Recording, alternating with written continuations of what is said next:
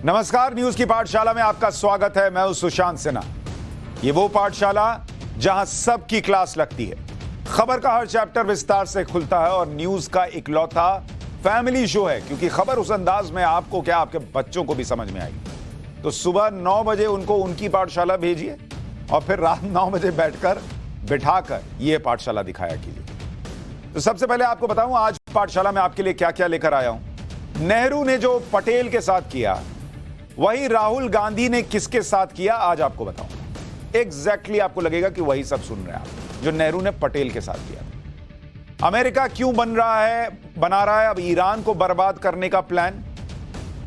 एक नया प्लान आ गया है भाई के दिमाग में, ईरान को बर्बाद करने का। वो क्या है, कैसे है, आज इसके बारे में बताऊंगा। और अमेरिका ईरान की दोस्ती से कट्टर दुश्मनी तक का चैप्टर खोलूंगा कि एक वक्त जो बहुत अच्छे दोस्त थे वो कट्टर दुश्मन कैसे बने, इसका इतिहास बताऊंगा। फिर आपको एक जबरदस्त खबर बताऊंगा। ब्रिटेन का 73 साल का राजा बच्चों की तरह टेडी बियर पकड़कर क्यों सोता है भाई। 73 साल का आदमी टेडी बियर पकड़कर सोता है और ऐसी ऐसी चीजें करता है कि आप सुनेंगे तो कान से धुआं फेंक देगा। आज बहुत इंटरेस्टिंग खबर बताऊंगा, 9:30 के आसपास इसके बारे में बताऊंगा। ट्विटर के कर्मचारी जमीन पर लोट कर क्यों काम कर रहे हैं। लोट कर जमीन पर कौन काम करता है, लेकिन ट्विटर में हो रहा है, उसके दफ्तर में हो रहा है। फिर आपको वो दफ्तर बताऊंगा जहां ईमेल में बम फट रहा है। ऐसा ईमेल आ रहा है कि आप सोच भी नहीं सकते। और आखिर में वो बाइक जो बड़ी बड़ी कंपनियां नहीं बना सकी, वो बाप से नाराज बेटों का अनोखा बदला भी आपको दिखाऊंगा। लेकिन पाठशाला में सबसे पहले दिन भर की बड़ी खबरों का एक साथ रिवीजन, फिर पहला चैप्टर।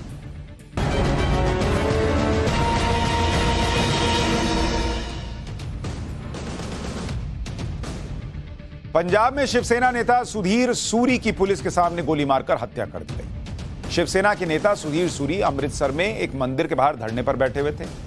8 पुलिसकर्मी आसपास मौजूद थे। पुलिस वाले के सामने हमलावर ने सुधीर सूरी पर ताबड़तोड़ गोलियां चला दी। शिवसेना नेता सुधीर सूरी को गंभीर हालत में अस्पताल में भर्ती कराया गया, जहां उनकी मौत हो गई। पुलिस ने हमलावर को गिरफ्तार कर लिया है। हत्या के बाद बीजेपी और कांग्रेस ने पंजाब में कानून व्यवस्था के मुद्दे पर आम आदमी पार्टी की सरकार पर निशाना साधा। वहीं हत्या के विरोध में हिंदूवादी संगठनों ने शनिवार को पंजाब बंद का ऐलान किया है। भारतीय सेना ने सर्दियों के लिए एलएसी पर अपनी तैयारी और ज्यादा सख्त कर दी। सेना ने तैयारी के तहत डिप्लॉयमेंट, लॉजिस्टिक्स इसको दुरुस्त कर लिया। साथ ही यहां तैनात सैनिकों को खास तरह की बिना हथियारों वाली लड़ाई यानी अनआर्म्ड कॉम्बैट और मार्शल आर्ट स्किल्स का अभ्यास कराया जा रहा है। बिना हथियारों वाली लड़ाई इसलिए जरूरी है क्योंकि भारत और चीन के बीच समझौते के तहत नियम है कि एलएसी पर गश्त के दौरान दोनों देशों के सैनिक हथियार नहीं ले जा सकते। ऐसे में अगर गलवान जैसी स्थिति बनती है तो भारतीय सैनिक बिना हथियार के ही चीन के सैनिकों को मुंहतोड़ जवाब दे सकेंगे। आज इलाहाबाद हाईकोर्ट में श्रृंगार गौरी ज्ञानवापी केस पर सुनवाई हुई।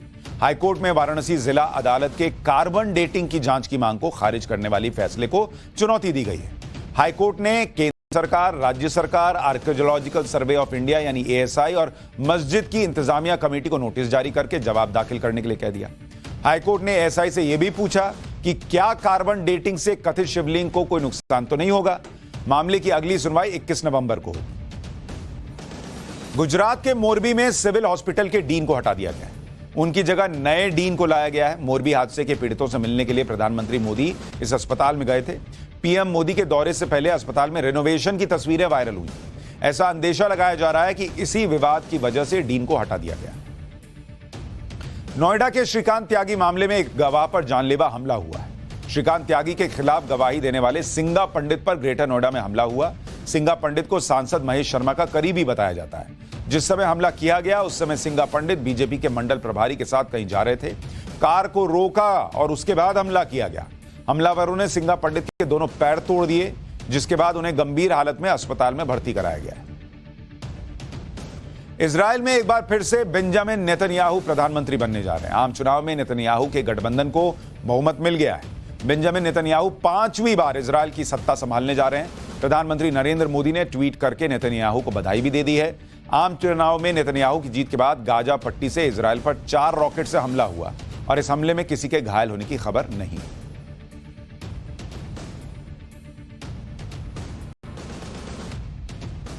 और अब दिन भर के रिवीजन के बाद पाठशाला की पहली क्लास।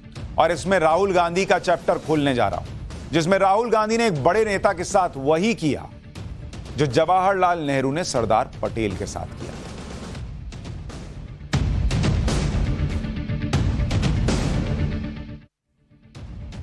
हमने आपको पाठशाला में बताया था कि सरदार पटेल के साथ जवाहरलाल नेहरू ने क्या क्या किया था। कुछ दिन पहले आपको बताया था कि कैसे पटेल के निधन के बाद भी नेहरू ने वो सब किया जो नहीं करना चाहिए किसी को। हमने आपको बताया था कि कैसे लोगों ने अपनी किताबों में लिखा है कि नेहरू नहीं चाहते थे कि पटेल के अंतिम संस्कार में लोग जाएं, बहुत सारे लोग जाएं।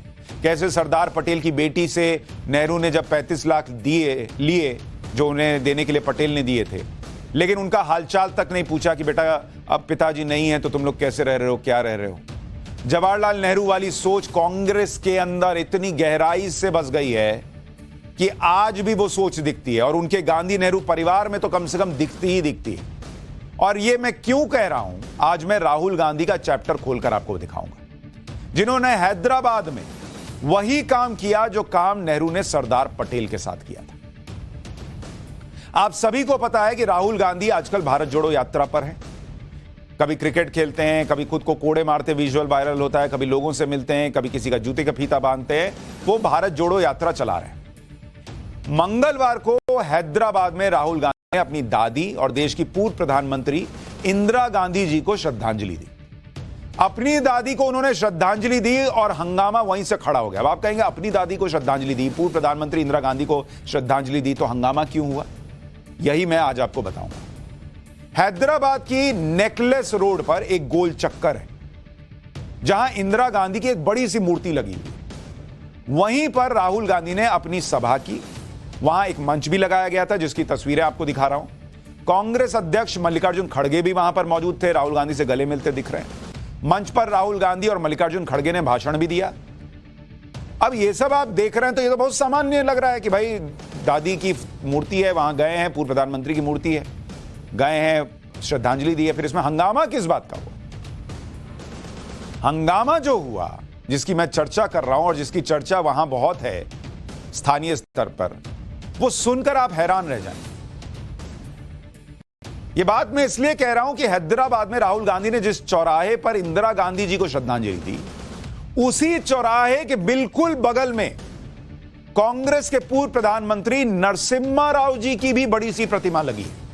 लेकिन राहुल गांधी उनकी प्रतिमा पर गए भी नहीं और उन्हें वहां जाकर श्रद्धांजलि देना तो बहुत दूर की बात है। पहले यह समझिए कि इन दोनों स्टैचूज के बीच की दूरी क्यों है, क्या है, और फिर बताऊंगा कि इस विवाद को के बढ़ने की वजह क्या है। पहले जरा यहां पर डालिए, आपको दिखाता हूं जिन दो जगहों की बात कर रहा हूं, जहां पर इंदिरा गांधी की प्रतिमा है और जहां पर नरसिम्हा राव जी की प्रतिमा है।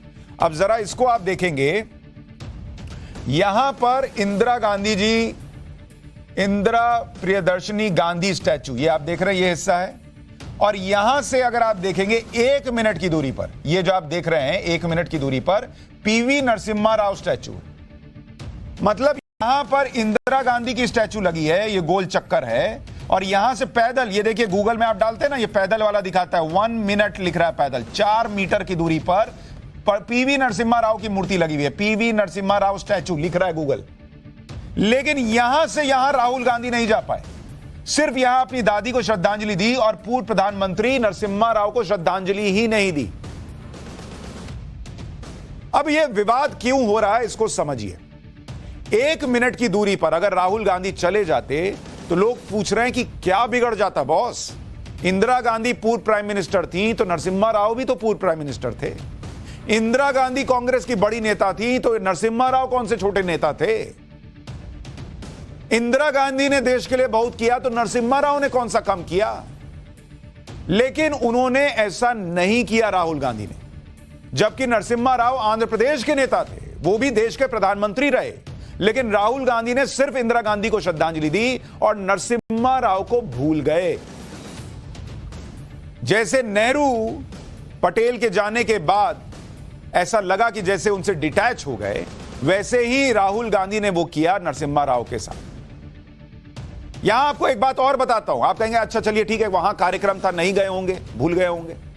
हंगामा इस बात को लेकर हो रहा है जिसे सुनकर आपको दुख भी होगा और गुस्सा भी आएगा। एक न्यूज पोर्टल को नरसिम्हा राव के बेटे पीवी प्रभाकर ने बताया कि जिस दिन राहुल गांधी को हैदराबाद में इंदिरा गांधी की प्रतिमा पर आना था, उस दिन तेलंगाना कांग्रेस के कुछ नेताओं ने नरसिम्हा राव के बेटे पीवी प्रभाकर को भी यह कहते हुए न्योता दिया कि राहुल गांधी उनके पिता नरसिम्हा राव जी को श्रद्धांजलि देंगे। पीवी प्रभाकर से कहा गया कि वो अपने पिता की प्रतिमा पर मौजूद रहें। बेटा पहुंच गया, पीवी प्रभाकर पहुंच गए, उन्होंने ऐसा ही किया, वो अपने पिता की प्रतिमा पर गए। लेकिन वहां गए तो यहां तो कोई कार्यक्रम ही नहीं है, 1 मिनट की दूरी पर वहां लाव लश्कर है, जोश से कार्यक्रम चल रहा है और पिताजी की मूर्ति जो है खाली पड़ी है। राहुल गांधी वहां आए ही नहीं, कोई कार्यक्रम हुआ ही नहीं। इस पर बाद में नरसिम्हा राव के बेटे से कहा गया कि सुरक्षा कारणों से राहुल गांधी वहां नहीं आ पाए क्योंकि उनका एग्जिट रूट अलग जगह से था। अब इस पे लोग पूछ रहे हैं कि एक जगह आप कार्यक्रम कर रहे हैं, इंदिरा गांधी जी की स्टैच्यू पे जा रहे हैं, वहां भीड़ की भीड़ मौजूद है, तब सिक्योरिटी का कंसर्न नहीं है, और 1 मिनट की दूरी पर आप चले जाएंगे नरसिम्हा राव जी को श्रद्धांजलि देने तो सिक्योरिटी कंसर्न हो जाएगा। राहुल गांधी बीच सड़क पर क्रिकेट खेल रहे हैं, वो अपने आप को कोड़े मार रहे हैं, वो बच्चों से बात कर रहे हैं, चल रहे हैं, दौड़ रहे हैं, खेल रहे हैं, कूद रहे हैं, सब कर रहे हैं इस भारत जोड़ो यात्रा में, तब सिक्योरिटी कंसर्न नहीं है। लेकिन इंदिरा गांधी जी को फूल चढ़ाने के बाद नरसिम्हा राव जी की 1 मिनट की दूरी पर मूर्ति पर जाते तो सिक्योरिटी को खतरा हो जाता। जाहिर सी बात है कि नरसिम्हा राव के परिवार को यह बात पसंद नहीं आई। किसको आएगी भाई? उनके बेटे पीवी प्रभाकर ने कहा कि जाहिर सी बात है कि किसी को भी बुरा लगेगा, लेकिन मैं ये सब उनकी समझ पर छोड़ता हूं। कांग्रेस नेताओं ने मुझे बताया कि भारत जोड़ो यात्रा के प्लान में राहुल गांधी का उनके पिता की प्रतिमा पर आकर श्रद्धांजलि देना नहीं था और उस वक्त काफी रात भी हो चुकी थी। यह एक न्यूज पोर्टल को उन्होंने कहा। लेकिन फिर यही पूछा जा रहा है कि जब राहुल गांधी को वहां जाना ही नहीं था पहली बात, तो फिर पीवी नरसिम्हा राव के बेटे को क्यों बुलाया गया? जिसने भी बुलाया उसने क्यों बुलाया? दूसरी बात कि क्यों नहीं जाना था, यही तो पूछा जा रहा है भाई। भारत जोड़ रहे हैं और नरसिम्हा राव जी को छोड़ रहे हैं। देश के इतने बड़े नेता जिन्होंने देश में 90 के दशक में जो आर्थिक सुधार किए, बदलाव किए, उसने देश को जो है आज जहां पर देश खड़ा उसमें इतना बड़ा योगदान दिया, वहां जाकर 1 मिनट की दूरी पर उनको फूल चढ़ाना भारत जोड़ो यात्रा के कार्यक्रम में क्यों नहीं था? पहले तो बेसिक प्रश्न यह होना चाहिए,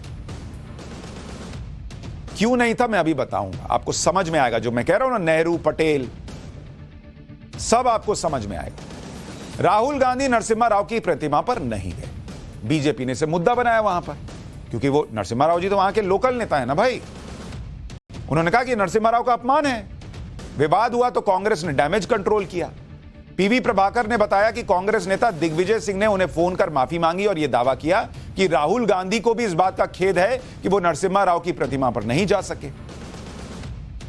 अब लोग इस पर भी सवाल उठा रहे हैं कि अगर राहुल गांधी को खेद ही था, इतना दुख हो गया कि मैंने नरसिम्हा राव की प्रतिमा पर फूल नहीं चढ़ाए, उनका बेटा वहां आया और वो बेचारा आहत होकर चला गया, तो खुद फोन कर लेते। दिग्विजय सिंह फोन करके क्या माफी मांग रहे हैं? अगर यहां लगा था तो खुद फोन उठाना था, कहना था कि लाइए दिग्विजय सिंह जी मैं बात करता हूं, या अपने सेक्रेटरी को कहते लगाओ पीवी प्रभाकर जी को मैं बात करता हूं, ये गलत हो गया। या अपने लोगों से पूछते कि भाई वहां नरसिम्हा राव जी के यहां मुझे फूल चढ़ाने क्यों नहीं ले जा रहे हो, बगल में है जब तो।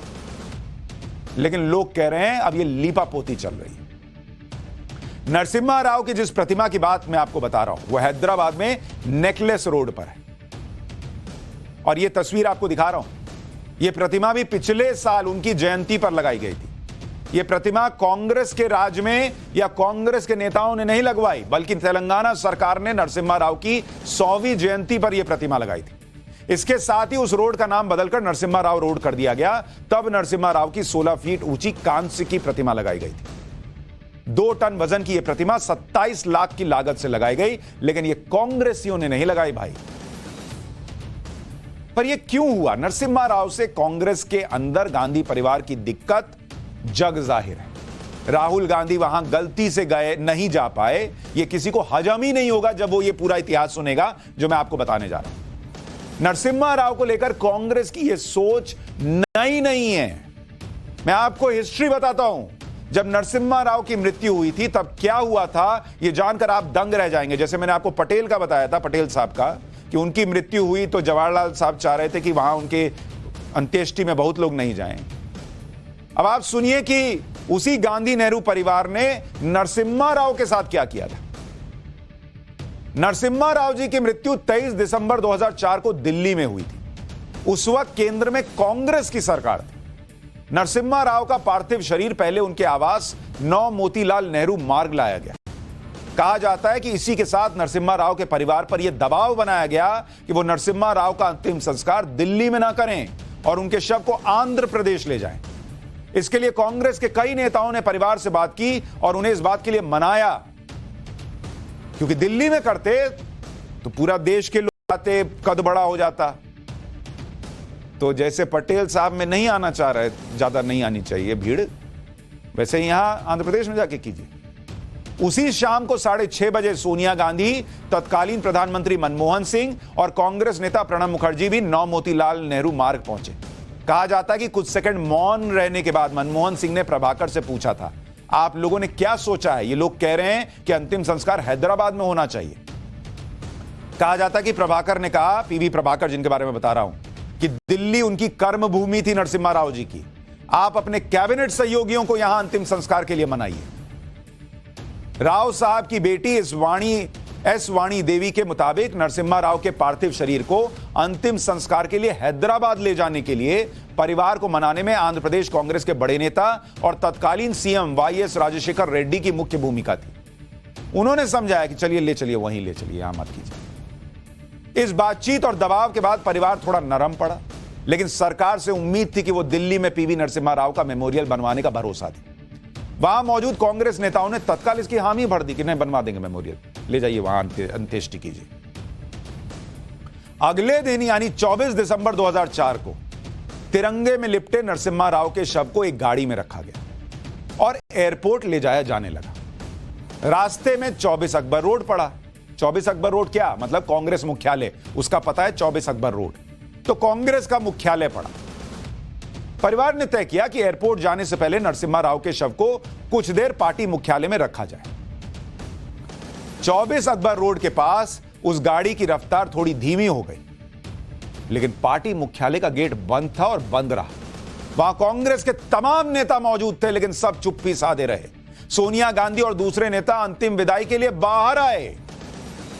पार्थिव शरीर अंदर नहीं गया, वो लोग बाहर आए। और आमतौर पर किसी भी नेता के निधन के बाद उसका पार्थिव शरीर पार्टी मुख्यालय में आम कार्यकर्ताओं के दर्शन के लिए रखने का रिवाज था।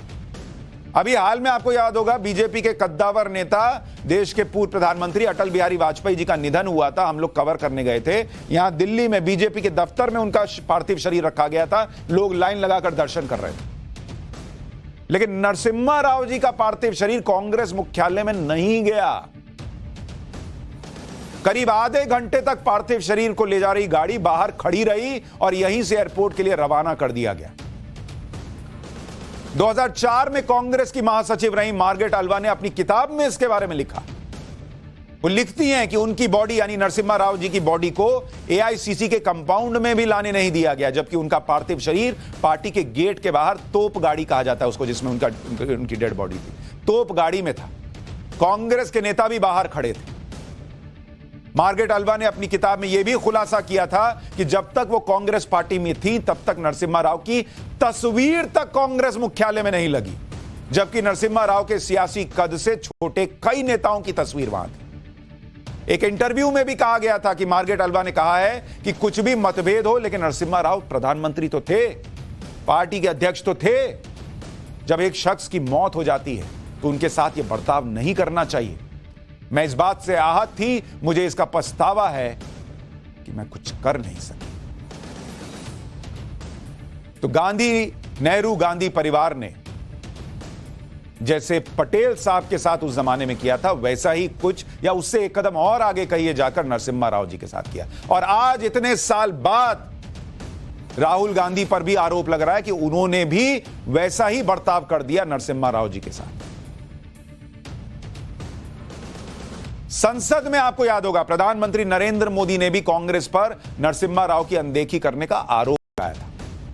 प्रधानमंत्री ने कहा था कि 2004 से 2014 के बीच किसी भी आधिकारिक कार्यक्रम में नरसिम्हा राव की सरकार की तारीफ ही नहीं की गई। सुनिए एक बार प्रधानमंत्री का बयान। 2004 से पहले इस देश में अटल बिहारी वाजपेयी जी की सरकार थी। 2004 से 2014 तक शासन में बैठे हुए लोगों ने अधिकृत कार्यक्रम में एक बार भी अटल जी की सरकार की तारीफ की हो, उनके अच्छे कामों का उल्लेख किया हो, तो जरूर इस पटल पर रखें। इतना ही नहीं, अटल जी छोड़ो, नरसिम्हा राव की सरकार की तारीफ की हो, वो रखें। इतना ही नहीं, ये अभी के भाषण में भी एक बार डॉक्टर मनमोहन सिंह जी का नाम बोले होते तो मुझे लगता।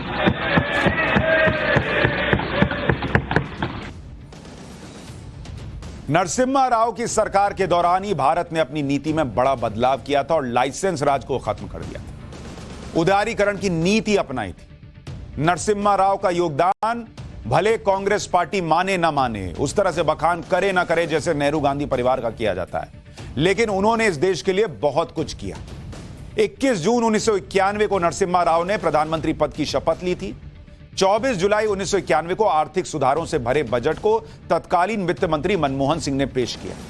यह नरसिम्हा राव सरकार की बड़ी उपलब्धि थी, लेकिन इस उपलब्धि को कांग्रेस ने जब भी भुनाया तो नरसिम्हा राव को जितना क्रेडिट मिलना चाहिए वो नहीं दिया गया। इसका क्रेडिट किसको दे दिया गया? फाइनेंस मिनिस्टर मनमोहन सिंह को, कि सब मनमोहन सिंह ने किया। यूपीए राज्य में जो होता था वो यूपीए चेयरपर्सन को क्रेडिट, बाकी समय इंदिरा गांधी को, राजीव गांधी को क्रेडिट, लेकिन नरसिम्हा राव के समय फाइनेंस मिनिस्टर को क्रेडिट। जबकि मनमोहन सिंह को वित्त मंत्री के तौर पर सेलेक्ट किसने किया? नरसिम्हा राव ने।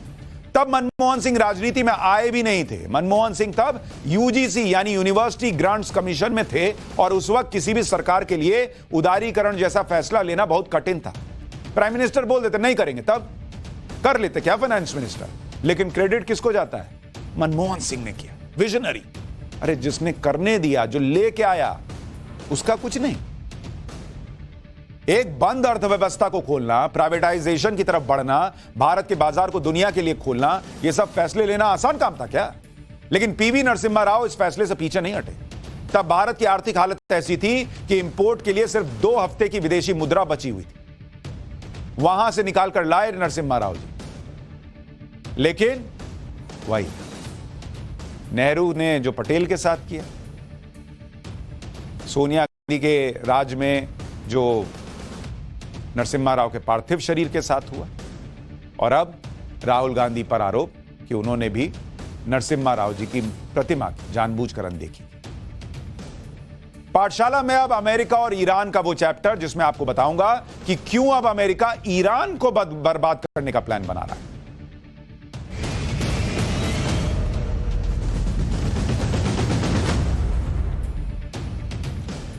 अमेरिका से बॉस यूक्रेन का युद्ध संभल नहीं रहा है, और मैं बहुत गंभीरता से कह रहा हूं। पुतिन के युद्ध ने अमेरिका और यूरोप की लंका लगा दी, लेकिन अमेरिका को अब भी यही लगता है कि वही दुनिया का करता धरता है, वही सुपर पावर है। आदमी के दिमाग में घुस जाता है तो निकलना मुश्किल होता है। अब वो दिन रहे नहीं, लेकिन भाई लोग वही उसी गफलत में जी रहे हैं। अमेरिकी राष्ट्रपति जो बाइडेन ने अमेरिका में अपने समर्थकों के बीच एक रैली में कह दिया कि वो ईरान को जल्द आजाद करवाएंगे। जो बाइडेन ने यह बात तब कही जब रैली में उनके समर्थक ईरान में चल रहे हिजाब प्रोटेस्ट को लेकर फ्री ईरान का मैसेज दिखा रहे थे। जो बाइडेन से ईरान के हिजाब मामले पर बोलने के लिए कह रहे थे, तो बाइडेन साहब ने अपने समर्थकों को भरोसा देते हुए कहा कि don't worry, we are gonna free Iran. ऐसे बोलते हैं ना अंग्रेज लोग, चिंता मत करो, हम ईरान को छुड़ा लेंगे। एक बार उनका बयान सुनिए, फिर बताता हूं। Don't worry, we're going to free Iran. They're going to free themselves pretty soon. Here's the deal. Don't worry, we're going to free Iran. They're going to free themselves pretty soon. Here's the deal. Joe Biden Iran को आजाद कराने की बात कर रहे हैं, भाई साहब पहले अपनी जिस खराब हालत में तुम्हारा देश फंसा हुआ है, वहां से देश को तो आजाद करा लो, क्योंकि इसके बारे में मैं आपको बताता रहा हूं। अमेरिका में अगले हफ्ते मिड टर्म इलेक्शन होने वाला है। इनको अगर अभी आप बोलिएगा कि तुम चांद पर से कुछ ले आओ तो बोलेगा हाँ मैं कर दूंगा। ये अभी सब कर देने वाले हैं, तो ये ईरान को भी आजाद करा देंगे, क्योंकि यह इलेक्शन बाइडेन और उनकी पार्टी के लिए बहुत इंपॉर्टेंट है। जिस जगह पर बाइडेन अपनी रैली में ईरान को आजाद करने की बात कर रहे थे, वो रैली कैलिफोर्निया के सैन डिएगो काउंटी में हुई, जहां वो अपनी डेमोक्रेटिक पार्टी के कैंडिडेट के लिए प्रचार कर रहे थे। कैलिफोर्निया में चुनाव प्रचार के लिए बाइडेन 3 हफ्ते में 2 बार जा चुके हैं, वो भी तब जब अमेरिका में वोटर सर्वे के मुताबिक कैलिफोर्निया में बाइडेन की पार्टी अमेरिका के दूसरे हिस्सों के मुकाबले ज्यादा मजबूत है। लेकिन कैलिफोर्निया जैसे राज्यों में गैस तेल के दाम पिछले 1 साल में 39% बढ़ गए। तो पहले वहां से आजाद कराओ ना अपने देश को, जो वो बड़े दाम में फंसा हुआ है। महंगाई दर 8% के पार है, जो 40 साल में सबसे ज्यादा है। तो पहले महंगाई से आजाद कराओ भाई अपने देश को। ईरान को आजाद कराने जा रहे हो, वहां पर महंगाई पर कंट्रोल के लिए ब्याज दरें बढ़ाई जा रही हैं, तो पहले ब्याज दरों को बढ़ाने से रोको, उस चंगुल से आजाद कराओ। और 14 साल के रिकॉर्ड लेवल पर है वहां पर ब्याज दरें। यानी बाइडेन से अपना देश संभल नहीं रहा है, और लोगों को दिख रहा है कि भाई इससे तो ये देश संभल नहीं रहा। तो क्या बेच रहे हैं कि मैं पुतिन को ऐसा कर दूंगा, मैं रूस को साइड कर दूंगा, मैं ईरान को आजाद करा दूंगा। मतलब दुनिया को कैसे मैं बचाऊंगा। अपना देश नहीं बच रहा है, लेकिन सपना बेच रहा, मैं दुनिया को मैं ही बचाऊंगा। अरे पब्लिक मूर्ख बैठी है, उनको नहीं दिख रहा है। बाइडेन आजकल कभी सऊदी अरब को तेल उत्पादन में कटौती करने पर धमकाते हैं, कभी ईरान की बात लेकर आ जाते हैं। पिछले महीने ही बाइडेन प्रशासन ने ईरान में हिजाब प्रोटेस्ट करने वाले प्रदर्शनकारियों पर हो रहे अत्याचारों को लेकर ईरान के अधिकारियों पर प्रतिबंध का ऐलान कर दिया। वहां अमेरिका में बैठे बैठे ईरान के अधिकारी पर प्रतिबंध लगा रहे हैं। इसी तरह से हाल में यूक्रेन युद्ध में रूस को ड्रोन सप्लाई करने और तकनीकी मदद करने के लिए ईरान पर अमेरिका और पश्चिमी देशों ने कई तरह के प्रतिबंध लगा दिए थे। ये लोग ये मान के चलते हैं, ये लोग फुटबॉल, दुनिया को मानते हैं फुटबॉल मैच चल रहा है और ये लोग रेफरी हैं। ये लो ईरान तुमको लाल कार्ड, ये लो सऊदी अरब तुमको ये कार्ड, ये लो रूस तुमको लाल कार्ड, इसको हरा, इसको नीला, कार्ड फेंकते चलते हैं। तुम्हारे कार्ड से गेम चल रहा है, दुनिया अपने अलग लेवल पे खेल रही है भाई, तुम नहीं रहे अब रेफरी। बाइडेन ने जब ईरान को आजाद करने वाली बात कही तो ईरान के राष्ट्रपति इब्राहिम रईसी ने भी जवाब दे दिया।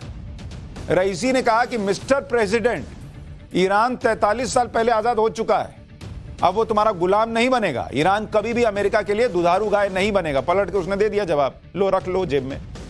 ईरान ने आज 1979 की उस घटना का सड़कों पर जश्न भी मनाया, जिस घटना में 43 साल पहले ईरान की राजधानी तेहरान में अमेरिकी दूतावास पर ईरान के प्रदर्शनकारियों ने कब्जा कर लिया था। इसको ईरान में national day of fighting global arrogance के तौर पर मनाया गया और इसमें सरकार स्पॉन्सर्ड रैलीज हुई, हजारों लोग आए। इसी में ईरान के राष्ट्रपति ने बाइडेन को जवाब दिया कि अपना ज्ञान अपने पास रखो, अब ईरान अमेरिका का गुलाम नहीं बनेगा। एक जमाना हुआ करता था जब अमेरिका और ईरान दोस्त होते थे भाई, अब जानी दुश्मन है, कट्टर दुश्मन है, जबकि दोनों देश एक दूसरे से हजारों किलोमीटर दूर हैं। दोस्ती और दुश्मनी की लंबी कहानी है। आज थोड़ा इसका चैप्टर खोलकर आपको बताता हूं कि अमेरिका और ईरान दोस्त से दुश्मन बने कैसे, और शुरू से शुरू करता हूं। पहले और दूसरे विश्व युद्ध के दौरान मिडिल ईस्ट के देशों में कच्चे तेल के बड़े भंडार मिलने लगे थे, तो ईरान में भी मिल गया कच्चे तेल का भंडार। अब जैसे ही कच्चे तेल का भंडार मिला तो ईरान के पास अपने पास वो टेक्नोलॉजी थी नहीं, तो ईरान ने क्या कहा, ईरान ने कहा कि ब्रिटेन की कंपनी को जिम्मा दे दिया। तो इसको इस तरह से समझिए कि कहानी कहां से कहां शिफ्ट होगी। आपको कहानी सुनाता हूं, यूएस ईरान की कहानी। तो सेकेंड वर्ल्ड वॉर चल रहा है, सेकेंड वर्ल्ड वॉर चल रहा है। ईरान में क्या मिल गया, तेल निकल आया। तो ईरान ने क्या, किसको कॉन्ट्रैक्ट दे दिया, ईरान ने कॉन्ट्रैक्ट दे दिया ब्रिटेन को, ब्रिटेन की कंपनी। इसको बोला तुम तेल निकालो, तो इसको कॉन्ट्रैक्ट दे दिया। लेकिन 1952 में ईरान में वहां के प्रधानमंत्री थे मोहम्मद मुसद्दिक। इन्होंने तेल कंपनियों के राष्ट्रीयकरण का प्लान बनाया कि भाई वहां पर नेशनलाइजेशन होगा कंपनियों।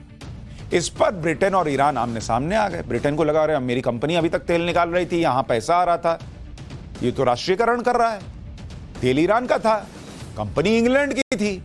इस टकराव का नतीजा यह निकला कि तत्कालीन प्रधानमंत्री मोहम्मद मुसद्दिक का तख्ता पलट कर दिया इन लोगों ने। सोचिए कितने पावरफुल ये लोग हैं।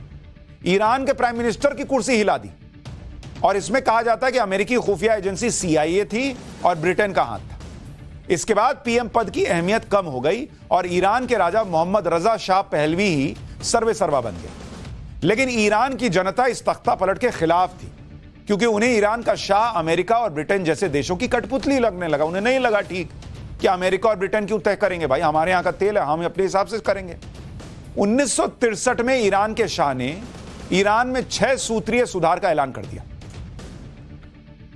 और यह पश्चिमी देशों की नीतियों पर आधारित था। तो जैसे आज ये वेस्टर्न कंट्रीज यूक्रेन को कंट्रोल कर रहे हैं, वैसे ही उस वक्त ये ईरान के शाह को कंट्रोल कर रहे थे।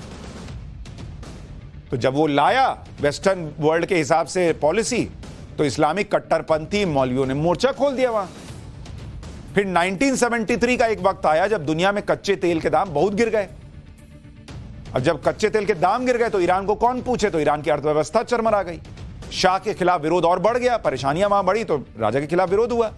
1979 में ऐसे हालात बन गए कि ईरान में गृह युद्ध के हालात आ गए और वहां के शाह को परिवार समेत ईरान छोड़कर अमेरिका भागना पड़ा।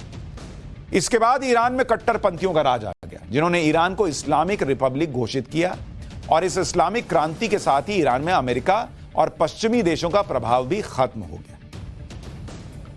इसी दौरान 1979 की ही एक घटना ने अमेरिका और ईरान को जानी दुश्मन बना दिया।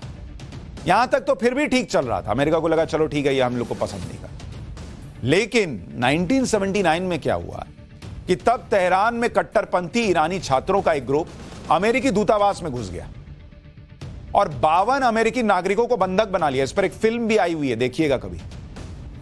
इन 52 अमेरिकी नागरिकों के बदले अमेरिका से मांग की गई कि वहां से ईरान के शाह को ईरान के हवाले करो, मतलब बोले कि वो जो भाग के तुमने वहां रखा है उसको वापस भेजो, तो ये 52 लोग हम छोड़ देंगे। अमेरिका के नाक का सवाल कि अपने लोगों को बचाने के लिए जिसको हमने चौधरी बनकर, मतलब जो भाषा में कहते हैं गांव देहात की भाषा में कि हीरो बनकर जो है अपने यहां बुला लिया कि तुम मेरे यहां रहो, तुमको कोई छुएगा नहीं, अब उसको वापस कर देंगे। उसको लगा हमारी इज्जत चली जाएगी। तो अमेरिकी नागरिकों को 444 दिन तक, यानी करीब 1 साल 2 महीने तक इन लोग बंधक बना के रखे। आर्गो फिल्म है, नाम भूल गया था मैं, आर्गो फिल्म है, देखिएगा, बहुत इंटरेस्टिंग फिल्म है। फिर जब अमेरिका में 1981 में रोनाल्ड रीगन नए राष्ट्रपति बने तो इन बंधकों को छोड़ा गया। यह माना जाता है कि 1980 के राष्ट्रपति चुनाव में तत्कालीन अमेरिकी राष्ट्रपति जिमी कार्टर के हारने की एक बड़ी वजह यह बंधक संकट था, क्योंकि उस वक्त से लेकर तब से अमेरिका और ईरान जो है ना वो कट्टर दुश्मन बन गए। हालांकि अमेरिका और पश्चिमी देश चुप नहीं बैठे, वो मौके का इंतजार करने लगे। इन लोग से बर्दाश्त होगा कि कोई हमको नीचा दिखा दिया। ये ब्रिटेन जो सब पे राज की, उसके दिमाग में बैठा रहता मैं आज भी राजा हूं।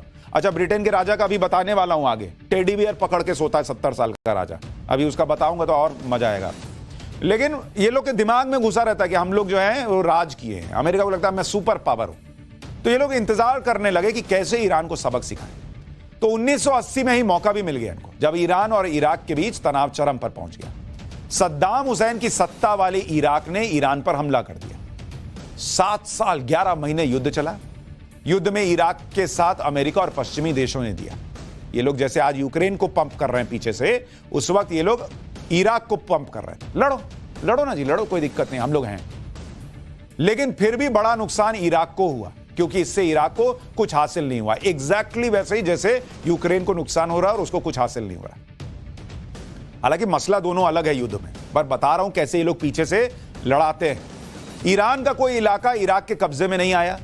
दोनों तरफ से करीब 5 लाख लोग युद्ध में मारे भी गए और इस युद्ध में दोनों को 8 साल में करीब $1 लाख करोड़ का आर्थिक नुकसान भी हो गया। लेकिन अमेरिका करता यही है, हर जगह टांग घुसाता है। अमेरिका कितना भी खुद को सुपर पावर कहे, दुनिया उसे सुपर पावर माने, लेकिन सच यह है कि 1945 के बाद अमेरिका ने जितने छोटे बड़े युद्ध लड़े, जहां जहां इसने टांग घुसाई, वहां वहां इसकी टांग पर लोगों ने हथौड़ा मार दिया। उसने युद्ध तो शुरू किया, लेकिन फिर वहां से उसको भागना पड़ा, उस जगह को छोड़ना पड़ा। और मैं आपको उदाहरण से बताता हूं, कोरिया युद्ध 1950, छोटे से उत्तर कोरिया को हरा नहीं पाया अमेरिका। फिर ये लोग वहां से लौटे तो वियतनाम में कूद गए 1955 में। 19 साल लंबे युद्ध के बाद वहां से छोड़कर आ गए, कोई रिजल्ट नहीं मिला। फिर लेबनान में कूदे 1982, 2 साल के अंदर वहां से भागे। फिर सोमालिया के युद्ध में कूदे 1992 में, 1995 से वहां से निकलना पड़ा। इराक अफगानिस्तान युद्ध 2001 में 20 साल बाद अफगानिस्तान से भागे, अपना हथियार सब छोड़कर चले आए। सीरिया युद्ध 2015 में रूस, सीरिया, ईरान के गठबंधन से हार गए। ये सो कॉल्ड सुपर पावर, ये सुपर पावर हो या ना हो, इनकी मीडिया बहुत सुपर पावर है, ऐसा माहौल बना के रखती है कि अमेरिका ही सुपर पावर, सारे युद्ध हार जाए, दूसरों के देश बर्बाद कर दें, तबाह कर दें। ये सबसे बड़े ज्ञानी, ये सबसे बड़े समाज सुधारक, ये सबसे बड़े दुनिया के ठेकेदार, इनको प्रोजेक्ट किया जाता है। सिर्फ एक बड़ा युद्ध जिसमें इनको कामयाबी मिली वो खाड़ी युद्ध 1991, जब इराक ने कुवैत पर हमला किया।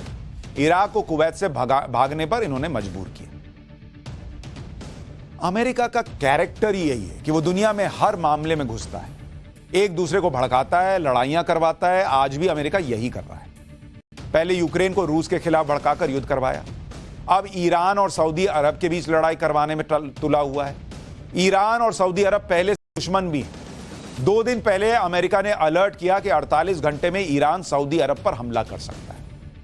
ये वो वाला है, ऑफिस में नहीं होते हैं जो लोग जो देखेंगे कि अच्छा ये दोनों साथ में अब चाय पीने नहीं जाते हैं तो थोड़ा सा और आग लगा देता हूं, अरे तुम्हारे बारे में बॉस से शिकायत कर रहा था। इसका दिमाग ही इसी में चलता है, जिसको हमारे यहां बिहार में दुर्पेच कहते हैं। कुछ ना कुछ सोचता रहता है कैसे सबको लड़ा दें और हम राजा बने। तो कह दिया कि ईरान सऊदी अरब पर 48 घंटे में हमला कर सकता है। अमेरिका का दावा है कि हमले का अलर्ट इंटेलिजेंस इनपुट के आधार पर दिया और ईरान के संभावित हमले के बारे में खुफिया जानकारी सऊदी अरब से शेयर की गई। खुफिया जानकारी में कहा गया कि हिजाब प्रदर्शन से दुनिया का ध्यान हटाने के लिए ईरान अब सऊदी अरब पर हमले की तैयारी कर रहा है। यहां ध्यान देने वाली बात यह है कि यह बातें अमेरिका की तरफ से तब की जा रही हैं जब अमेरिका और सऊदी अरब के बीच तेल उत्पादन को लेकर टकराव चल रहा है और अमेरिका में मिड टर्म इलेक्शन भी। तो एक तो ईरान और सऊदी अरब को भिड़ा दो, दूसरा सऊदी अरब को यह मैसेज दो कि मैं तुम्हारा देखो कितना अच्छा दोस्त हूं, मैं तुम्हें बता रहा हूं ये तुम पे हमला करने वाला है, तो उसको अपने तरफ खींचने की कोशिश करो।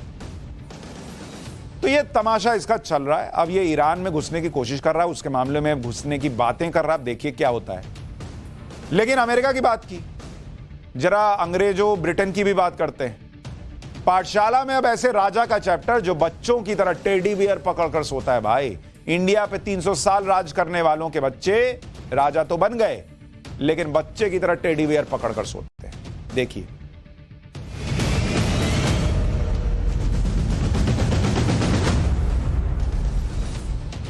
वैसे तो आपने राजाओं के नखरों के किस्से बहुत सुने होंगे, लेकिन मैं जिस राजा का जिक्र कर रहा हूं उसकी हरकतें थोड़ी अलग और अजीब हैं। दूसरी बात, वो अपने यहां के नहीं है, वो ब्रिटेन के राजा हैं। नाम है किंग चार्ल्स। किंग चार्ल्स, जिन्हें कुछ दिन पहले तक पूरी दुनिया प्रिंस चार्ल्स के नाम से जानती थी, वही ब्रिटेन जिसने भारत पर इतने साल राज किया, उसका राजा क्या क्या करता है आज सुनेंगे तो मैंने कहा था ना आपको कि कान से धुआं फेंक देगा। ये प्रिंस चार्ल्स हुआ करते थे अभी कुछ दिन पहले तक, 73 साल के हैं भाई साहब, लेकिन क्वीन एलिजाबेथ II के निधन के बाद उन्हें ब्रिटेन के शाही परिवार का किंग बना दिया। 73 साल की उम्र में भाई साहब किंग बन तो गए, लेकिन उनकी बातें भी चर्चा में आने लगी। हाल ही में प्रिंस चार्ल्स पर एक किताब लिखी गई है जिसका नाम है the king the life of Charles III। इस किताब में प्रिंस चार्ल्स के बचपन और उनकी आदतों के बारे में बहुत विस्तार से लिखा गया है।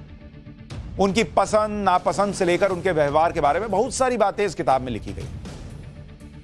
इस किताब में पन्ना नंबर 6 जिसकी बड़ी चर्चा हो रही, जिसमें प्रिंस चार्ल्स के सबसे प्रिय टेडी बियर के बारे में लिखा गया, जो उसके हाथ में आप देख रहे हैं। छाते के साथ जो टेडी बियर पकड़ा हुआ है 73 साल के बुजुर्ग आदमी ने, वो उनका प्रिय टेडी बियर है और भाई साहब इसी को पकड़कर सोते हैं। सबसे अजीब बात यह है कि 40 साल की उम्र में प्रिंस चार्ल्स अपने टेडी बियर के साथ खेल रहे थे।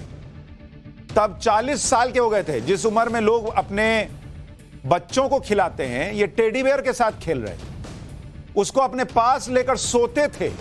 कमाल है, 40 साल की उम्र में लोग अक्सर बाप बन जाते हैं, बच्चों को खिलाते हैं। ये खुद बच्चा बनकर खिलौने से खेल रहे थे। ये ब्रिटेन के राजा हैं। इस टेडी बियर की देखभाल के लिए बाकायदा एक नौकर है। टेडी बियर के लिए नौकर है। इनका नखरा और नवाबी देखिए। और ये बगल में जो चल रहा है यही नौकर है, ये टेडी बियर के लिए रखा है। मैं तो इस आदमी का सोच रहा हूं ये जाकर क्या बताता होगा अपने घर में। इसके बच्चे क्या बता, तुम्हारे पापा क्या करते हैं? मेरे पापा जो हैं वो एक बूढ़े आदमी के टेडी बियर के नौकर हैं, टेडी बियर के नौकर हैं। इसका नाम है माइकल फॉसेट, जिसकी तस्वीर आप देखें। जब भी प्रिंस चार्ल्स को अपने टेडी बियर की याद आती है, ये भाई साहब उसे लेकर प्रिंस के पास पहुंच जाते हैं। ये लेके सर आपका टेडी बियर। जब ये टेडी बियर खराब हो जाता है, अभी भाई ये भाई साहब 73 साल के हो गए, टेडी बियर इनके बचपन का है, तो वो भी तो 73 साल का हो ही गया होगा। उसको झुर्रियां नहीं पड़ रही, उसके बाल नहीं उड़ रहे, उसके बाल सफेद नहीं हो रहे, तो पता नहीं चला, लेकिन कहीं कहीं से तो फटेगा ना भाई। तो जब कहीं से फट जाता है इनका टेडी बियर, तो उसके लिए एक अलग नौकर आता है। टेडी बियर लेके आने के लिए अलग नौकर, टेडी बियर सिलने के लिए अलग नौकर। ये इन राजाओं की हालत है। वो इसकी सर्विस करता है। ये किताब में लिखा है। टेडी बियर को सुई धागा लगाने का अधिकार सिर्फ उसी नौकर को था। ऐसा लगता था कि टेडी बियर की सिलाई नहीं बल्कि सर्जरी कर रहा हो। जैसे कोई डॉक्टर नहीं आता है, यही डॉक्टर करेगा तो सर्जरी ठीक रहेगी, वैसे ही एक वही आदमी सिलेगा। ये होते हैं राजकुमार के नखरे। अब ये आगे सुनिए, अभी तो बचा हुआ है। प्रिंस चार्ल्स को सुबह ब्रश करवाने के लिए, ये सब किताब में, शेव करवाने के लिए, ब्रश कोई करवाता है इनको। छोटे बच्चों को हम लोग कराते हैं, समझ में आता है। ये करवाता है इनको कोई, ब्रश लीजिए सर, ब्रश कर लीजिए। शेव करवाते हैं। पैंट पहनाने के लिए ये नौकर रखा हुआ है। पैंट भी कोई और पहनाता है भाई। क्या ये लोग राजा हैं भाई। जूते पहनाने की जिम्मेदारी एक अलग नौकर की थी। ये भाई को रखा है कपड़े पहनाने के लिए। कान से धुआं फेंक रहा है ना कि क्या इन लोगों का रौला रहता है। नखरे देखिए, जिस टूथब्रश से प्रिंस चार्ल्स ब्रश करते थे, उसमें 1 इंच टूथपेस्ट होना चाहिए। 1 इंच नाप के, ना कम ना ज्यादा। क्या हो जाएगा, ज्यादा हो जाएगा तो। लेकिन यहां से राजा हैं, 1 इंच बोल दिए तो ये थे। लेकिन प्रिंस चार्ल्स इसी नौकर के हाथ से धुला हुआ अंडरवेयर पहनना पसंद करते थे। क्या सनक है। यही नौकर मेरा इनरवेयर धोएगा, हाथ से धोएगा, तभी मैं पहनूंगा। यहां तक कि जूते के फीते भी प्रेस करके पहनते थे। कौन देख रहा है यार कि जूता का फीता प्रेस है कि नहीं। उसमें आज तक हम लोग को पता ही नहीं चला कि जूता का फीता में भी रिंकल पड़ता है। ये प्रेस कर रहा है। वो प्रेस करने वाला भी घर जाके बताता होगा आज फीता प्रेस करके आया। रात को सोने से पहले ये नौकर प्रिंस चार्ल्स को नाइट सूट पहना कर जाता था। खुद नहीं पहन सकते, ये पहना के जा रहा है नाइट सूट। आइए पहना दे। नाश्ते में प्रिंस चार्ल्स को गोल आकार में और बेहद ठंडे 3 बटर के पीस चाहिए होते थे। चांदी के बर्तन में 6 तरह के शहद होना जरूरी है। प्रिंस चार्ल्स को आइस क्यूब भी गोल आकार वाला चाहिए, क्योंकि चौकोर आकार की आइस क्यूब की आवाज राजकुमार को पसंद ही नहीं थी। आइस क्यूब की आवाज पसंद नहीं आ रही है भाई लोगों को। रात के खाने के लिए प्रिंस चार्ल्स अंडे और ग्रीन सलाद खाते थे और इसके लिए कई दर्जन अंडे उबाले जाते थे। उनमें से जो अंडा, एक तो सब 3 मिनट उबलेगा, उसमें भी जो सबसे मुलायम अंडा होगा उन्हें छांटकर अलग कर लिया जाता था। बाकी अंडे फेंक दिए जाते थे। उसमें भी कोई गारंटी नहीं है कि साहब को वो अंडा पसंद आएगा कि नहीं आएगा। ये इन लोगों का जलवा रहा है। इसको कहते हैं राजा। देश डूबा जा रहा है, इनकी राजाई नहीं जा रही। पुराने जमाने से राजा हैं, एक नए जमाने के भी राजा हैं। उनके बारे में अब आपको बताता हूं। पाठशाला में अब ट्विटर के नए मालिक एलन मस्क की सनक का चैप्टर, जो धड़ाधड़ लोगों को नौकरी से निकाल रहा है।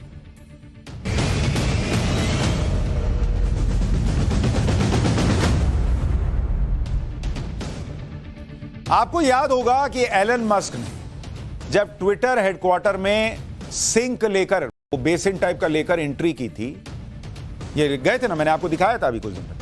तभी से कहा जा रहा था कि वो ट्विटर की सफाई करेंगे। लेके गए थे कि मैं आया हूं धोने ट्विटर की गंदगी, और ट्विटर से लोगों की सफाई यानी छटनी आज से शुरू हो गई। एलन मस्क ने ट्विटर के टॉप ऑफिशियल्स को पहले ही टर्मिनेट कर दिया, जिनमें सीईओ पराग अग्रवाल शामिल थे। अब ट्विटर के कर्मचारियों की छटनी हो रही। कहा जा रहा है कि एलन मस्क ट्विटर से 50% लोगों को निकालने वाले हैं, 50% लोगों। और इसके लिए ट्विटर ने एक मेल किया है जो ट्विटर कर्मचारियों के लिए धमाके से कम नहीं। ट्विटर की तरफ से जो ईमेल कर्मचारियों को भेजा गया है उसमें क्या लिखा है मैं आपको सुनाता हूं। ट्विटर को सही रास्ते पर लाने के लिए हम शुक्रवार से ग्लोबल वर्कफोर्स को कम करने का मुश्किल फैसला ले रहे हैं। हम जानते हैं कि इससे सैकड़ों लोगों पर असर पड़ेगा जिन्होंने ट्विटर के लिए बहुत योगदान दिया, लेकिन कंपनी की कामयाबी के लिए दुर्भाग्य से यह फैसला लेना अनिवार्य हो गया। हमारे फैले हुए वर्कफोर्स को देखते हुए और संबंधित लोगों को जल्दी जानकारी देने के लिए इस प्रक्रिया को ईमेल के जरिए शुक्रवार सुबह 9 बजे से शुरू किया जाएगा। सभी कर्मचारियों को एक ईमेल आएगा जिसमें लिखा होगा your role at Twitter. Please आप सभी अपना अपना ईमेल चेक करें, साथ ही स्पैम फोल्डर भी चेक करें। मतलब वो जो मैं कह रहा था ईमेल में बम फट रहा है, अब किसको निकाला जा रहा है वो भी ईमेल में आ रहा है, किसको रखा जा रहा है ये भी ईमेल में आ रहा है। लोग घड़ी घड़ी ईमेल चेक कर रहे हैं, पूछ रहे तेरे पे आया क्या, तुम हो कि गए, ये लोगों के अंदर चल रहा है। अगर आपकी नौकरी नहीं जा रही है तो आपको ट्विटर ईमेल के जरिए नोटिफिकेशन मिलेगा। अगर आपकी नौकरी जा रही है तो आपको आगे क्या करना है इसकी जानकारी पर्सनल ईमेल पर दी जाएगी। अगर आपको शुक्रवार शाम 5 बजे तक एचआर डिपार्टमेंट की तरफ से कोई ईमेल नहीं मिलता है, वहां का शाम 5 बजे, तो आप peoplequestions@twitter.com पर मेल कर सकते हैं। कर्मचारियों, ट्विटर सिस्टम और कस्टमर डेटा की सुरक्षा को देखते हुए हमारे ऑफिस बंद रहेंगे और ऑफिस में एंट्री सस्पेंडेड रहेगी। अगर आप ऑफिस में हैं या ऑफिस जाने के लिए रास्ते में हैं तो घर चले जाइए। मतलब घर पे ही रहो, वहीं तुमको बता देंगे कि आने की जरूरत है कि नहीं, सब ईमेल पर हो जाएगा। हम ये लिख रहे हैं लोग चिट्ठी में कि हम ये समझते हैं कि ये बहुत चुनौतीपूर्ण अनुभव है जिससे आप गुजर रहे हैं। आपकी नौकरी पर असर पड़ता है या नहीं, आप सभी को का ट्विटर की नीतियों को मानने के लिए बहुत धन्यवाद, जिसके तहत कंपनी की गोपनीय जानकारी सोशल मीडिया या प्रेस या कहीं और शेयर नहीं कर सकते। मतलब ईमेल पे बम फटेगा, तुम्हारी नौकरी भी जाएगी और कह रहे हैं कि तुम किसी को बताना भी मत। मतलब बम फटेगा और तुमको चोट लगेगी तो आ भी मत करना। ट्विटर से कर्मचारियों की छटनी शुरू हो गई है। कर्मचारियों के पास निकाले जाने के मेल आने लगे हैं। कई ट्विटर कर्मचारियों ने तो बिना मेल आई ही निकाले जाने की बात सोशल मीडिया पर शेयर भी कर दी। उनको पता है कि नहीं निकालेगा ही। रमैन ट्विटर ने के एक कर्मचारी ने लिखा कि क्या छटनी शुरू हो गई है, हैप्पी ले ऑफ ईव। एक कर्मचारी ने लिखा कि यह ठीक नहीं लग रहा है, मैं अपने मेल पर लॉगिन नहीं कर पा रहा हूं। ट्विटर के शिकागो ऑफिस में काम करने वाली एक कर्मचारी ने लिखा कि पूरी टीम लॉग आउट हो गई है। पूरी टीम ऑफिशियली अब एक्स ट्विटर एम्प्लॉय है। ट्विटर के एक कम्युनिटी मैनेजर ने लिखा कि लग रहा है कि मैं बेरोजगार हो गया हूं, मेरे लैपटॉप से मुझे लॉग आउट कर दिया गया है। यह दुखद है, यह इस तरह से खत्म हो रहा है। लोग परेशान हैं, नौकरियां जा रही हैं। सुनने में हास्यास्पद लगता है, लेकिन लोगों के लिए सोचिए कि लोग लॉग इन कर करके चेक कर रहे हैं कि मेरी नौकरी है कि नहीं। इस तरह से कोई निकालता है क्या? एलन मस्क ट्विटर से 50% कर्मचारियों को निकालने वाले हैं, तो आपको जानना चाहिए कि ट्विटर कितना बड़ा है और इसमें कितने कर्मचारी काम करते हैं। दुनिया के 24 देशों में ट्विटर के ऑफिस हैं और दुनिया भर में ट्विटर के लगभग 7,500 कर्मचारी, 3700 कर्मचारियों को निकालने का प्लान है, यानी 50% से भी ज्यादा। जब इतने कर्मचारियों की नौकरी चली जाएगी तो ट्विटर में काम कैसे होगा? एलन मस्क जो टारगेट दे रहे हैं वो पूरा कैसे होगा? इसके लिए भी नया आदेश जारी किया गया। ट्विटर ने कर्मचारियों को इंटरनल मेल के जरिए आदेश जारी किया है। ट्विटर के कुछ मैनेजर्स को हफ्ते के 7 दिन 12 घंटे काम करना होगा। मतलब जिसकी गई वो तो परेशान है ही, जो रह गया वो डबल परेशान है। 7 दिन काम करेगा, 12 घंटा काम करेगा। इस दौरान कर्मचारियों को ओवर टाइम का पैसा भी नहीं मिलेगा। ये सब इंडिया में होता था, वहां हो रहा है कि पैसा नहीं देंगे। वहां तो ये हिसाब था कि 10 मिनट एक्स्ट्रा रुकोगे, 1 घंटा एक्स्ट्रा रुकोगे तो पैसा मिलता था। वो भी नहीं दे रहा है एलन मस्क। इतना काम करने पर भी नौकरी रहेगी या नहीं इसकी गारंटी नहीं है। लगातार काम करने के बदले कर्मचारियों को बाद में छुट्टी मिलेगी या नहीं मिलेगी। ये मत सोचना बाद में कॉम्प ऑफ मिल जाएगा। इस आदेश को नहीं मानने वालों की नौकरी तुरंत चली जाएगी। मतलब आप समझ रहे हैं, ये तलवार पे चल रहे हैं। जो कह रहे हैं वो करो, नहीं तो पहले तो नौकरी जा ही रही है, नहीं करोगे तो फिर चली जाएगी, उसकी भी चली जाएगी। ट्विटर की हालत यह है कि आधे कर्मचारियों को एलन मस्क ने नौकरी से निकालने वाले हैं वो, और आधे कर्मचारियों को भर भर के काम करवा रहे हैं, और ये कर्मचारी ट्विटर के दफ्तर में लोट लोट के काम कर रहे हैं। एलन मस्क के टारगेट को पूरा करने के चक्कर में कर्मचारियों की हालत खराब हो रही है। कई कर्मचारी तो अपने घर ही नहीं जा पा रहे। तस्वीरें आई हैं ट्विटर के कर्मचारियों की जो ऑफिस में ही सोने को मजबूर हैं। एलन मस्क के टारगेट को समय पर पूरा करना है, नहीं किया तो नौकरी चली जाएगी। यह महिला सैन फ्रांसिस्को में ट्विटर के ऑफिस में काम करती है। वर्कलोड इतना ज्यादा है कि घर जाने का समय ही नहीं मिला तो ऑफिस में ही फ्लोर पे सो गई, या फिर उठूंगी फिर काम करूंगी फिर सो जाऊंगी, फिर उठूंगी फिर काम करूंगी फिर सो जाऊंगी। ट्विटर के ऐसे कई कर्मचारी हैं जिनके ऑफिस में सोते हुए तस्वीरें वायरल हो रही हैं। इतने बड़े लेवल पर वर्कर्स को निकाले जाने पर ट्विटर के कर्मचारियों ने ट्विटर के खिलाफ मुकदमा भी ठोक दिया है। 5 पूर्व कर्मचारियों ने ट्विटर के खिलाफ मुकदमा दाखिल किया है। सैन फ्रांसिस्को की अदालत में यह मुकदमा दायर हुआ है। कर्मचारियों ने आरोप लगाया कि ट्विटर ने संघीय कानूनों का उल्लंघन किया है। कर्मचारियों की मांग है कि कोर्ट ट्विटर को नियमों का पालन करने का निर्देश दे। अमेरिका में कर्मचारियों के लिए क्या कानून है उसके बारे में भी बता देता हूं कि उनको राहत मिल सकती है कि नहीं। उसी कानून के तहत इन कर्मचारियों ने केस किया। अमेरिका में worker adjustment and retraining notification WARN कहते हैं, यह नियम है। इसके तहत कंपनियां 60 दिनों के नोटिस के बिना बड़े लेवल पर छटनी नहीं कर सकती। नोटिस लिखित में होना चाहिए और हर कर्मचारी के पास भेजा जाना चाहिए। इसका उल्लंघन करने पर कंपनी को मुआवजा देना पड़ सकता है। निकाले गए हर कर्मचारी को 60 दिनों तक पिछली सैलरी और दूसरे लाभ देने पड़ते हैं। इसी नियम के आधार पर ट्विटर कर्मचारियों ने केस दाखिल किया है। इस पर जल्दी सुनवाई की मांग भी की गई है। अगर कोर्ट ने कर्मचारियों के पक्ष में फैसला दिया तो एलन मस्क की मुश्किल बढ़ सकती है। एलन मस्क ने टेस्ला के कर्मचारियों को भी इसी तरह से निकाला और इस मामले में भी कर्मचारियों ने केस किया। इसी साल जून में एलन मस्क ने टेस्ला के 10% कर्मचारियों को निकाल दिया था। निकाले जाने से पहले कर्मचारियों को कोई नोटिस नहीं दिया था। अमेरिका के नेवाडा में टेस्ला की गीगा फैक्ट्री से 500 कर्मचारी निकाल दिए गए। निकाले गए कुछ ही कर्मचारियों को मुआवजा मिला, वो भी सिर्फ 1 हफ्ते का। 2 कर्मचारियों ने टेस्ला के खिलाफ वार्न कानून के तहत केस किया, जिसके बारे में अभी आपको बताया। टेस्ला ने अमेरिका के ऑस्टिन की अदालत में यह केस जीत लिया था। केस जीतने के बाद भी टेस्ला को पूर्व कर्मचारियों को मुआवजा देना पड़ा। एलन मस्क पर आरोप लगते रहते हैं कि वो अमेरिका के कानूनों की परवाह नहीं करते। टेस्ला मामले में जिस तरह से नियमों की परवाह न करते हुए मस्क ने सैकड़ों लोगों को निकाला, उसी तरह से ट्विटर के कर्मचारियों को निकाला जा रहा है। अमेरिका में अब यह सवाल कॉमन है कि क्या दुनिया के सबसे अमीर व्यक्ति के लिए नियम और कानून का कोई मतलब नहीं। तो आज पाठशाला में इतना ही। सोमवार को मुलाकात होगी, लेकिन तब तक आप सोचिए कि इस बिगड़ती अर्थव्यवस्था के दौर में आप भारत में कितनी बेहतर स्थिति में, कम से कम ईमेल में बम नहीं फट रहा। नमस्कार।